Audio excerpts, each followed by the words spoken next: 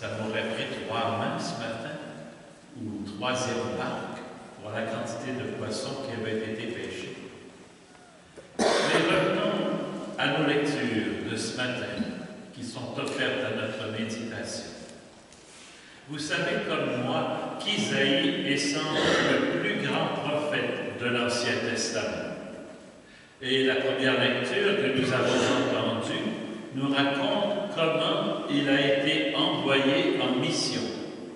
Ce fut au cours d'une vision grandiose qui lui a fait entrevoir la grandeur et la sainteté de Dieu. À cette occasion, le prophète Isaïe a découvert que le Dieu 3 fois saint ne dédaignait pas de choisir pour envoyer des hommes pécheurs, des hommes aux lèvres impures. Il faut se souvenir que dans la mentalité de l'époque, on ne pouvait pas s'approcher de Dieu sans risque. Et la grande leçon de ce récit, c'est que ce Dieu si majestueux veut communiquer avec nous. Il désire être proche de nous et se faire connaître. Il compte sur nous pour partager sa vie. D'ailleurs, il dit à Isaïe, en espérant qu'il va répondre oui, « Qui enverrai-je? Qui sera mon messager ?»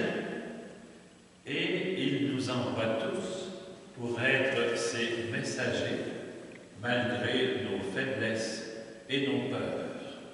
C'est-à-dire que le Seigneur veut avoir besoin de nous pour se faire connaître et communiquer au monde ses secrets de bonheur. Heureusement, Isaïe répond « Me voici, envoie-moi ». D'ailleurs, un compliment qu'on pourrait faire à quelqu'un, ce serait de lui dire « Par ta vie, par tes paroles, tu me parles de Dieu ». La promptitude d'Isaïe à répondre à l'appel du Seigneur rappelle la foi et la disponibilité des apôtres. Saint Paul, un des apôtres, a été le plus grand évangélisateur parmi les apôtres. Au départ, il persécutait les chrétiens. Et ce qui a fait de lui un apôtre du Christ, ce n'est pas d'abord ses qualités d'orateur, ni ses goûts pour les voyages, ni son souci pour les pauvres et les opprimés. Le vrai point de départ a été sa rencontre avec le Christ sur le chemin de Damas, où il a vu, vivant au milieu des siens, celui qu'il persécutait. Et de cet événement capital pour l'histoire de l'Église, Saint Luc nous donne 3 relations dans les Actes des Apôtres que vous pourrez facilement consulter en tournant page après page. L'événement s'est produit vraisemblablement vers l'an 36, quelques années après la résurrection du Christ. Et le Christ ressuscité et vivant l'a appelé à le suivre. Lui-même nous dit, Saint Paul, c'est par la grâce de Dieu que je suis ce que je suis, parce qu'on peut dire qu'il a complètement changé. De persécuteur, il est devenu apôtre. Ça veut donc dire que nous aussi, grâce au Seigneur lui-même, à sa puissance, nous pouvons devenir le fruit de cette grâce, aussi bien par nos qualités humaines que par la foi que nous avons reçue. Autrement dit, le Christ est toujours avec nous, et comme Saint Paul et bien d'autres, nous avons la responsabilité de transmettre ce que nous avons reçu avec la même capacité, la même force, la même puissance. Pourquoi?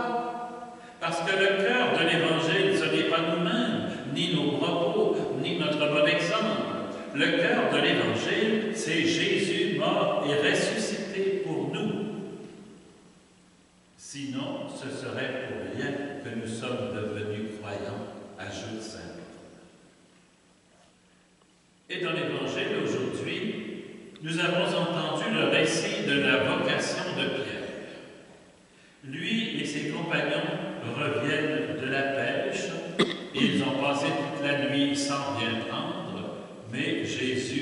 à Simon, « Avance au large et jetez vos filets pour la pêche. » Lui et ses compagnons, vous le savez, ont passé toute la nuit sans rien prendre, mais sur la parole du Christ, et c'est les mots les plus importants de notre évangile d'aujourd'hui, sur la parole du Christ, ils acceptent de remettre la barque à l'eau. Et nous connaissons la suite, la pêche dépasse tout ce que nous pouvons imaginer, et Simon doit même demander à ses compagnons de venir l'aider, sinon cette pêche extraordinaire aurait été perdue parce que les barques auraient chaviré. Ça veut dire qu'aujourd'hui, comme autrefois, comme à l'époque de Saint Paul, comme à l'époque de Saint Pierre, le Christ nous invite à avancer au large si nous voulons devenir aussi productifs, aussi féconds. Mais, comme Pierre, nous n'avons peut-être pas envie de quitter la rive de nos habitudes. Nous préférons demeurer les pieds secs sur le sol ferme de nos certitudes. Comme Pierre, nous avons peiné des mois et des années sans grand résultat. Qui peut dire parmi nous qu'il a favorisé la conversion de milliers de personnes, de centaines de personnes, d'une personne? Nous nous sommes engagés dans nos paroisses, dans nos quartiers, dans nos milieux de travail ou de loisirs, mais nous constatons que nos églises se vident. La plupart des jeunes n'y mettent plus les pieds. Nos petits-enfants ne sont pas baptisés. Pas des miens, évidemment, mais mes petits-neveux. Mes neveux ont commencé par ne pas être baptisés, les petits-neveux. Enfin, on se paganise comme si c'était normal. Il y a des gens parmi nous qui peuvent se dire il faut s'organiser pour sauver ce qui peut l'être. Et on ne pense qu'à se protéger d'un monde qui nous ignore, nous ridiculise ou nous persécute. Mais ce n'est pas cela que le Seigneur attend de nous. Ce qu'il nous demande, c'est d'avancer au large, c'est-à-dire de prendre le risque de nos convictions. Simon refait exactement ce qu'il a fait toute la nuit sans rien prendre, mais cette fois, tout est changé. Pourquoi? Parce que Jésus est à bord. La pêche miraculeuse ne se fait pas tout seul. C'est une mission de toute l'Église. Le bateau coule tellement qu'il est chargé. Mais il faut que Jésus soit à bord de la barque de Pierre, bien entendu, mais à bord dans nos vies, et que ce soit vrai dans nos vies quotidiennes. Le Seigneur doit être là pour commander la manœuvre, donner des ordres et se faire obéir. Les termes sont un petit peu militaires, il faut les prendre en douceur, parce que lorsque le Seigneur nous parle, c'est avec joie et reconnaissance que nous lui répondons, et non pas avec crainte et tremblement. C'est-à-dire qu'il ne suffit pas d'avoir élaboré des plans, ni d'utiliser des techniques modernes. Le plus important, c'est de jeter les filets et de le faire avec foi sur sa parole. C'est-à-dire accueillir sa parole et en vivre, pas simplement la lire ou l'entendre. La pêche miraculeuse, c'est lui qui s'en charge. Le principal travail, c'est lui qui le fait dans le cœur de ceux et celles à qui nous annonçons la parole. Comme Isaïe, comme les apôtres Pierre et Paul, nous sommes tous appelés par le Seigneur. Et il compte sur nous pour une mission bien précise, pas toujours la même. Il ne s'intéresse pas nécessairement aux meilleurs, ni aux plus saints. Il n'appelle pas que les enfants sages. Il peut venir nous chercher très loin et très loin. Les grands témoins de la foi sont des pécheurs pardonnés. Saint Pierre, Sainte Marie-Madeleine, la Sainte Samaritaine, Saint Augustin, Saint François d'Assise, et on peut en trouver jusqu'à nos jours. Peut-être qu'il y en a parmi nous. Mais son appel est toujours le même. Avance au large et jette tes filets.